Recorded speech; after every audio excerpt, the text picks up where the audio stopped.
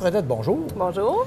Qu'est-ce qu'une intervenante de saines habitudes de vie? C'est quoi son jeu? Ça nous dit comment mieux manger? Ça nous dit comment être plus en forme?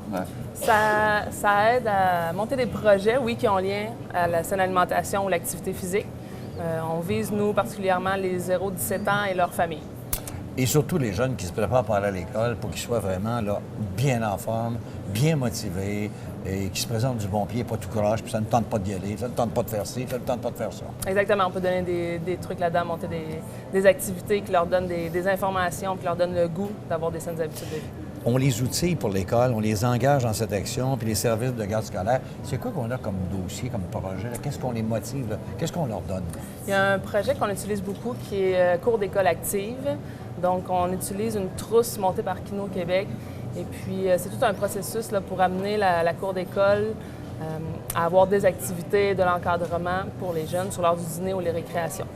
Oui, puis justement, il y a une trousse. Ma cour, un plaisir, c'est ça? Ma cour, un monde de plaisir. Un monde de plaisir. Tu vois, notre petit ami Denis, là, il a oublié le monde là-dedans. MMM, c'est ça? Oui. Un monde de plaisir. C'est quoi exactement cette trousse-là? Bon, c'est une trousse qui nous guide pas à pas. Si on veut faire de la cour d'école un milieu plus actif, on peut, là-dedans, entre autres, il y a le programme Jeunes Leaders. Donc, Jeunes Leaders, on va utiliser des 4e, 5e, 6e années. On leur donne une formation, puis eux viennent s'impliquer dans l'organisation de la cour d'école. Ils peuvent animer des activités pour les plus petits. Oh. Donc ça, c'est très intéressant. C'est sûr que ça mobilise le service de garde, des enseignants qui veulent s'impliquer dans ce projet-là. Ils s'impliquent-tu, les enseignants? Ils s'impliquent-tu, les services de garde? Ils s'impliquent. Moi, OK. Je suis là, je m'en vais avec eux, puis je suis là pour les aider, pour les outiller, pour que ça se passe bien. Donc, ils se forment un comité. Je suis avec eux pour animer le comité, un peu voir les rôles de chacun, qu'est-ce qu'il y a à faire, puis un coup que c'est lancé, l'implication après ça est minime. Là. Les jeunes, ils sont formés, ça se passe sur la cour, on est là, on encadre. Puis je peux quitter l'école, là, puis ça se poursuit. Ça fait longtemps que c'est lancé, ce programme-là, puis c'est dans la MRC, c'est à Magog, ça, en particulier? Oui, dans la MRC de Notre-Magog, on en fait, ça fait 4-5 années. Puis le but de tout ça, c'est que moi, je me retire ensuite, puis le projet se poursuit de lui-même. Tu le surveilles un peu à distance pour voir que tout va bien. Oui, puis ça fonctionne très bien. Puis en cours d'année, il y a l'intervenant, puis il y a aussi, on parle du C3S qui est impliqué dans ça aussi. Absolument. Comme partenaire, la C3S, une kinésiologue qui travaille sur le dossier. Donc, elle est là pour nous outiller plus au niveau justement de l'activité physique.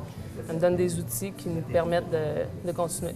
Oui, parce que c'est important à l'heure du lunch, l'heure du midi, là, pendant qu'ils sont entre deux cours, là, de les garder là, bien en vie. Bien, on veut que les jeunes ils bougent, qu'ils soient actifs, que le temps là, il soit utilisé à bouger, à avoir du plaisir. Puis il y a beaucoup de bonnes répercussions. Il y a beaucoup moins de temps à mettre à régler des conflits quand il y a ces programmes-là qui sont installés. Donc les jeunes passent le midi à jouer, à avoir du plaisir, puis ils retournent en classe rafraîchis. Parce que là, c'est dans l'année scolaire, mais vous préparez aussi les compétences des futurs animateurs de camp d'été, parce que ça se poursuit là aussi. Absolument. Parce que les jeunes de troisième cycle qui ont reçu la formation, bon, ils ont déjà développé des capacités pour animer, pour des capacités de communication. Donc, eux, ça leur donne déjà des outils pour, à l'adolescence, devenir animateurs des camps d'été. En terminant, est-ce qu'il y a un site Internet qu'on peut en savoir davantage? Est-ce qu'il y a un numéro de téléphone qu'on peut vous rejoindre si les gens, en regardant l'entrevue, disent « Hey, moi, ça m'intéresse, ça m'interpelle, j'aimerais savoir plus. » Absolument. Le numéro de téléphone pour rejoindre Même Frais en Mouvement, le 847-30-34. Puis si vous avez d'autres questions en particulier, à part Nadia, c'est toujours le grand Manitou, Denis Delebois, qu'on peut rejoindre avec grand plaisir, qui connaît tous ces dossiers-là. Absolument.